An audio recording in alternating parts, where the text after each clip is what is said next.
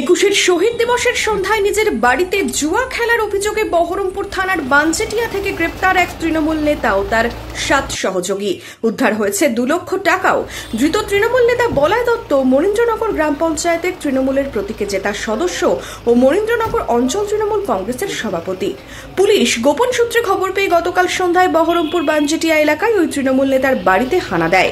সেখান থেকে বলাই দত্ত সহ 8 জনকে গ্রেপ্তার করে পুলিশ।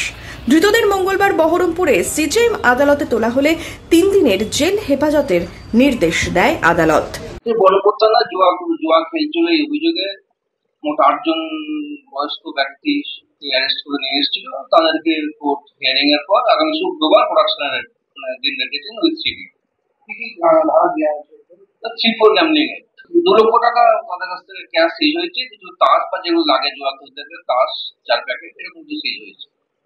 জুয়া কাণ্ডে গ্রেপ্তারের ঘটনায় গোষ্ঠী কোন্দলের অভিযোগে সরব হয়েছে বিরোধীরা। তুঙ্গে উঠেছে রাজনৈতিক তরজা। তৃণমূলের বিরোধিতায় সরব প্রাক্তন সাংসদ অধীর রঞ্জন চৌধুরী।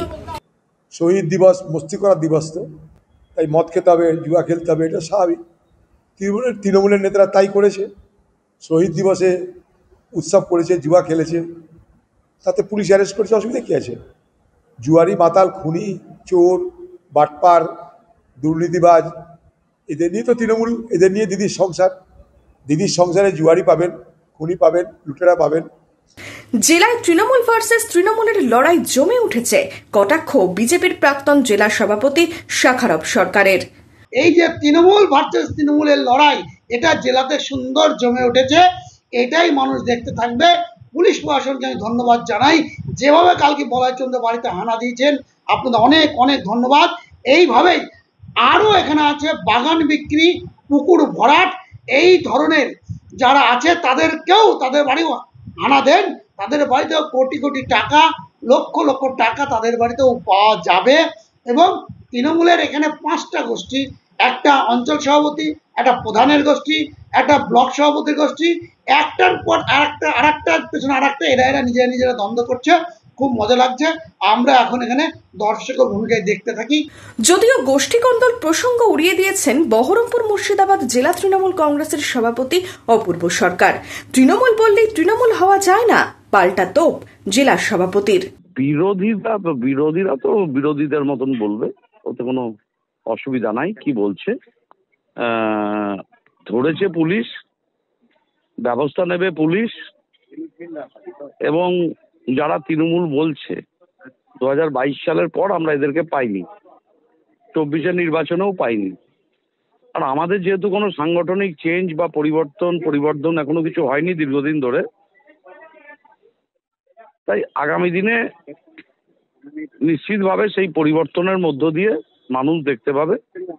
এবং বিগত নির্বাচনেও এদের কোনো সহযোগিতা পাওয়া যায়নি।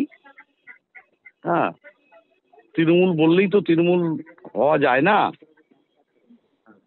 তৃণমূল হতে গেলে মানুষের কাজ করতে হয়, মানুষের সাথে থাকতে হয়, মানুষের পাশে থাকতে হয়।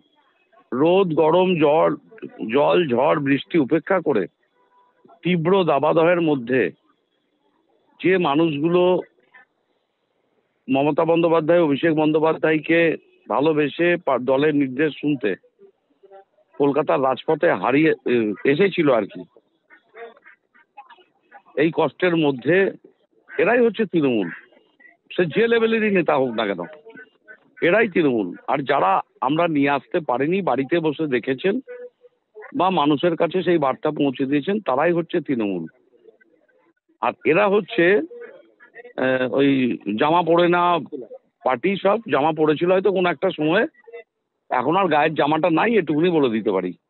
জেলা সভাপতির এই প্রতিক্রিয়ার পর সরগরম জেলার রাজনৈতিক মহল। 26-এর আগে দলের ভাবমূর্তি নষ্টের শঙ্কায় কি অস্বীকার? উঠছে প্রশ্ন। Bureau report, imagine community media.